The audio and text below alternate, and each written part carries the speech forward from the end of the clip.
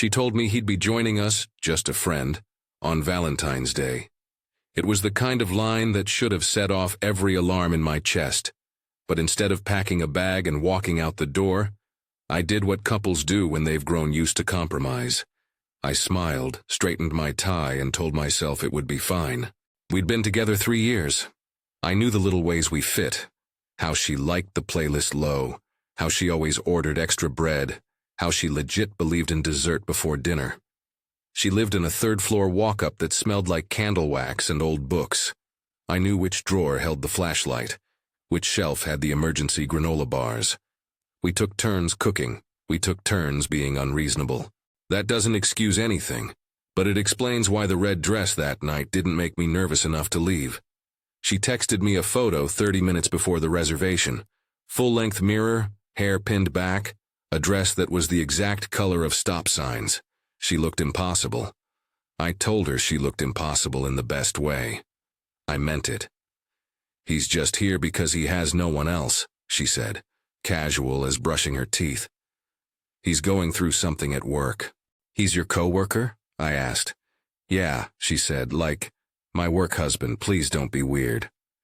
Work husband, 2 words that in another timeline might have been a joke. But the delivery, this soft, untroubled nonchalance, did something to the air between us. It shifted the expectation. It told me who my role would be before we even walked into the restaurant. I told myself it wasn't about me. I told myself that sometimes adult things, colleagues, boundaries, are messy. I told myself a million little truths to avoid the one uncomfortable question: would I rather be walked over quietly or make a scene and leave? We had a table at our favorite Italian place. It was dim, the kind of place that thinks too much of itself for its lighting. The hostess led us to a corner booth. Booths are intimate by design, and I imagined a night of candlelight, hand-holding, awkward flirtation, maybe a shared dessert. Instead, he arrived 5 minutes before we did, like he'd been expecting something more than a table. He hugged her, and the hug lasted longer than a polite greeting. His hand stayed on the small of her back as they closed the gap between them. He smelled like expensive cologne and confidence. He slid into the booth next to her while I watched, holding the door for her like a prop. I sat across from them, a literal triangle of options, and for the first time that night, I felt incidental. They had a language of their own, inside jokes, shorthand, quick glances that left me translating the margins. He told her a story about a technical snafu in a way that made her laugh like it was the most private, brilliant thing in the world. She fed him a forkful of something, lobster ravioli, I think, and he fed her back. The waiter popped a bottle of wine they clearly planned to share. I'd ordered what I always order. I expected to split the check or at least have my part honored. Instead, they laughed while he waved his hand toward the bottle and said, "It's on me tonight." There was a neat little cruelty in how seamless it all was, how quickly the night became theirs. I tried to make conversation. They nodded, then diverted. I made a joke, one of those lightweight things you use as scaffolding in awkward moments, and she smiled but didn't lean in. She sat angled toward him. She looked alive in a way that wasn't meant for me. At one point she tucked a stray strand of hair behind her ear, and he reached across the table to do the same. It was a small thing, but it landed like a hand on my throat. I felt my own mouth dry up. Do I say anything? Do I claim this night? Do I sound paranoid? Do I sound jealous? Is it possible to be all three without being ridiculous? The first major jolt came when the check arrived. It was one of those leather folios the restaurant uses to feel important.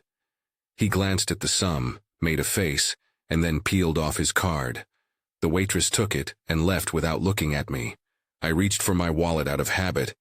It's a reflex to offer to keep the peace, but then I thought about how they'd eaten from the same appetizer, how they'd shared mains, how they'd been cozy and laughy and affectionate. The bone-deep hum of unfairness made my hand stop.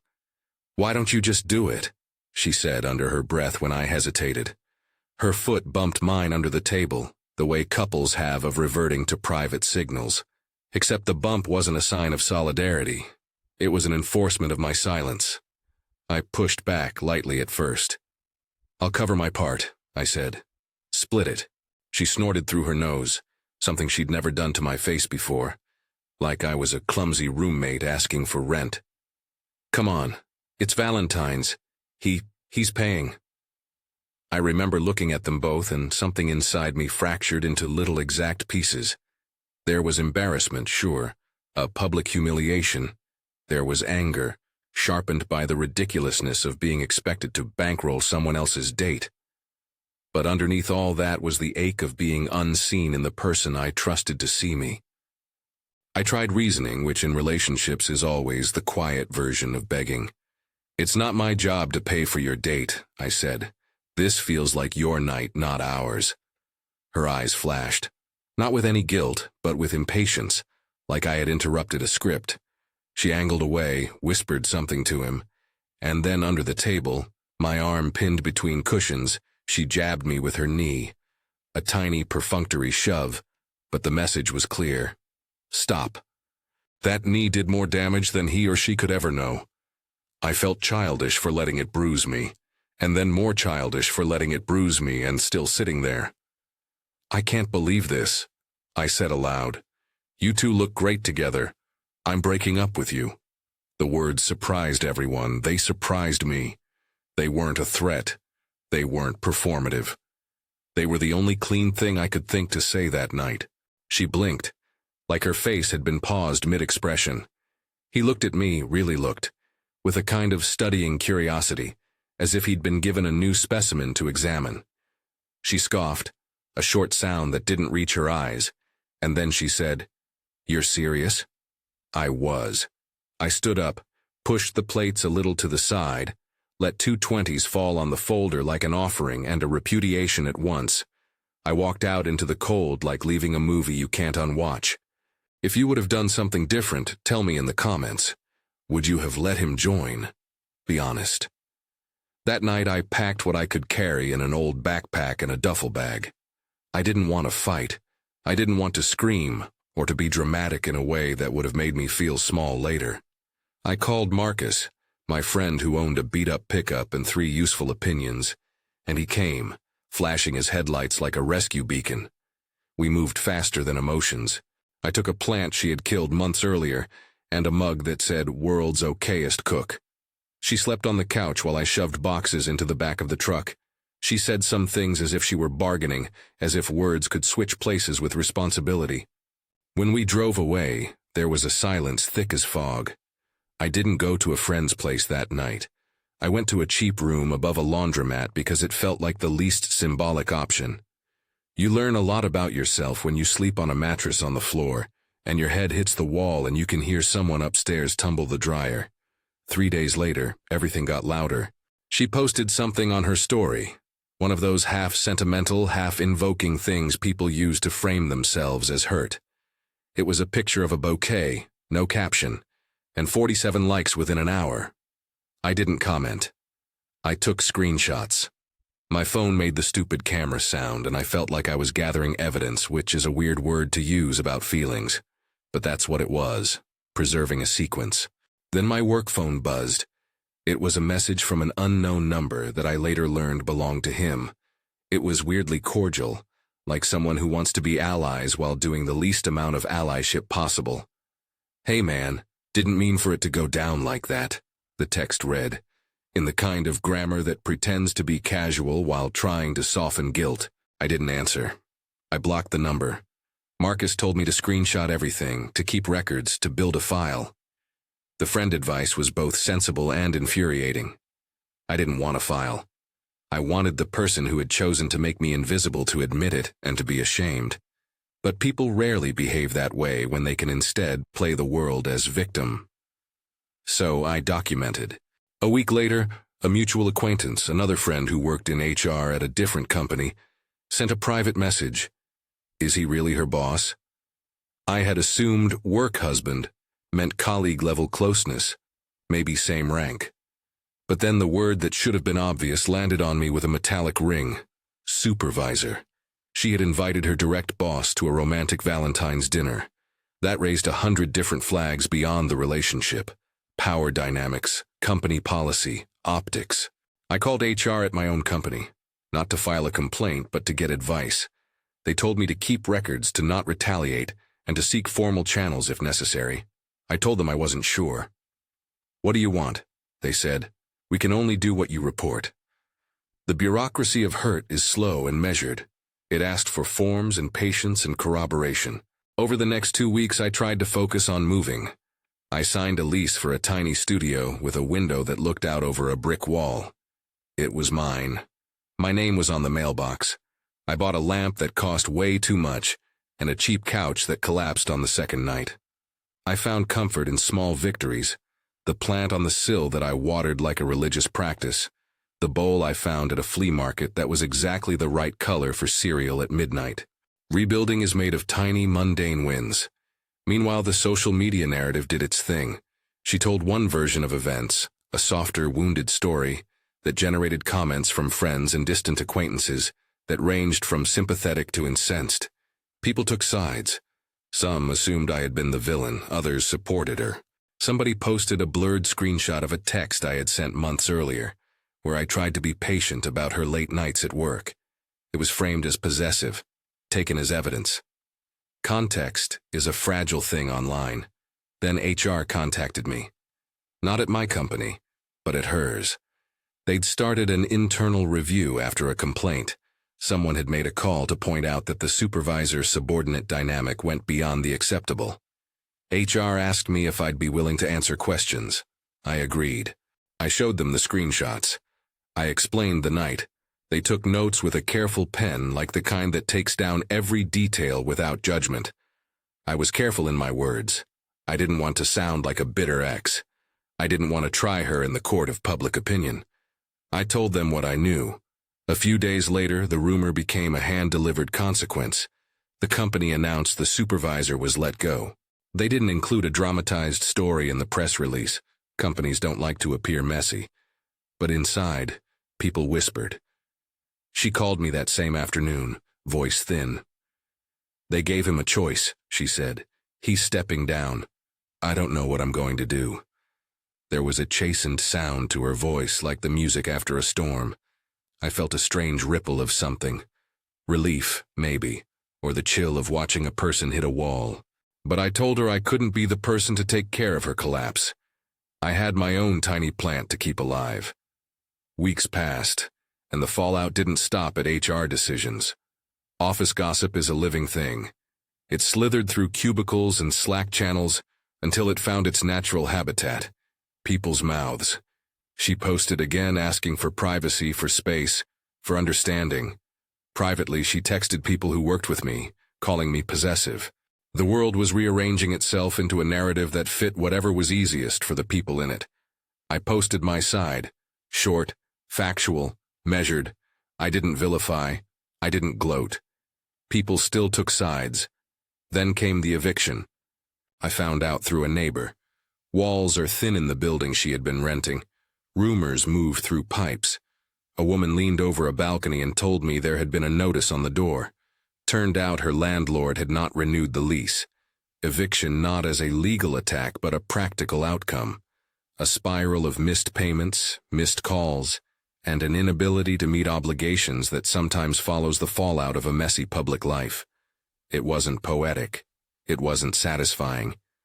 It was just real and sad and loud when the moving truck pulled up. I did not celebrate.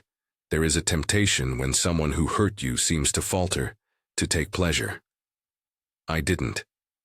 The feeling I had was neutral, complicated, relief that I no longer had to navigate the small cruelties of our life together, and empathy that life can spin out in ways that aren't always righteous. She moved back in with her mother. I changed my locks for my own peace of mind. The new studio slowly became more than a place to crash. It became a vessel for who I wanted to be. Sometime in the second month, I ran into her old co-worker, the accounting woman who worked 2 floors down from me. We'd cross paths at the office kitchen where the coffee was burnt and the gossip was free. She was practical and kind in a way that didn't look for drama. We chatted about spreadsheets and then about nothing. She joked about co-worker names. She told me about a terrible experience with a boss who blurred lines. She didn't make a point of moralizing. She listened. Our first date was nothing like the night that ruined Valentine's Day. It was lunch in the cafeteria, plastic trays, microwaved soup, the kind of date where your hands don't need to find themselves under a table to be present. She asked me what kind of allergies I had, seriously, and then texted me later to confirm. "I know people who act like food is a performance," she wrote. "Not cool." Her respect was small and steady. She treated my boundaries like possessions she wanted to keep safe. If I said I needed space, she gave it without drama. If I reminded her about something, my love of terrible indie music, she remembered without making me feel needy. She invited me into her life gently, not as an entitlement but as an option. The more I rebuilt, the more I realized how much of my life had been dulled by tolerance. There were small things I had accepted as normal because they prevented fights. Late replies, plans canceled without notice.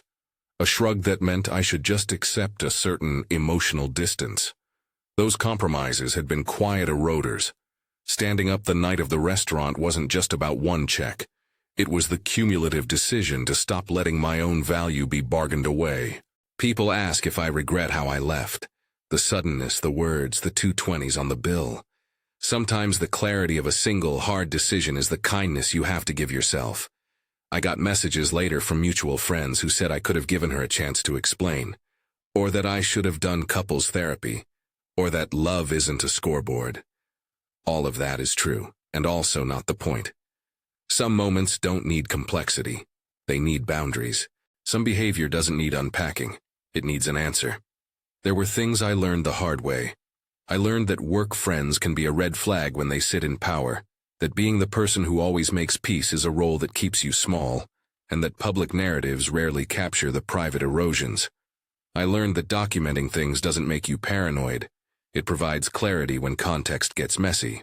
Mostly, I learned that leaving isn't always dramatic. Sometimes it's a quiet gathering of your belongings and walking toward a space that says your life is yours to steward. The new apartment was patched together with hand-me-downs and thrift store finds, but it had a light that at some time in the day hit just right.